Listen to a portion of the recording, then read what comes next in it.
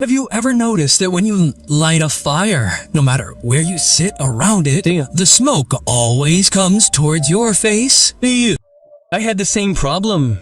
And one day I thought, why not create a fuel that burns without smoke? First, I tried filling a clay pot with burnt wood. I closed the lid tightly to prevent oxygen from entering, and the wood would slowly burn into charcoal. This method worked, but there was one problem. The charcoal would quickly burn out. Then I thought, why not create a kiln that could produce high-quality, long-burning, smoke-free coal from wood? But so what? I made a kiln out of yellow clay. Wide at the bottom, slightly narrower at the top, with a hole for inserting the wood in the front and a smoke outlet at the back. Now it was time to choose the right wood.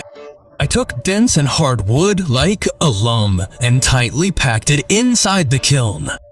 I closed the kiln's mouth with brick and clay, leaving only a small hole at the top for inserting the firewood. Then I poured fire through the small hole. There was less air inside, so the wood began to burn incompletely. Thick white smoke began to emerge from the back. This process continued for about 2.5 days. Gradually, as the smoke began to thin, I narrowed the air passage further. Now at a higher temperature and with less oxygen, the wood began to coal. The white smoke turned blue, indicating that the coal was cooking. After 3 or 4 days, the walls inside the kiln glowed red and the wood began to crack, making a cracking sound. The coal was ready. Now, the most important step was to immediately close all the holes to prevent air from entering. Then, I let the kiln cool completely for 56 days. When I reopened the kiln, the old wood had transformed into high-quality charcoal, shiny black, and making a metallic sound when struck.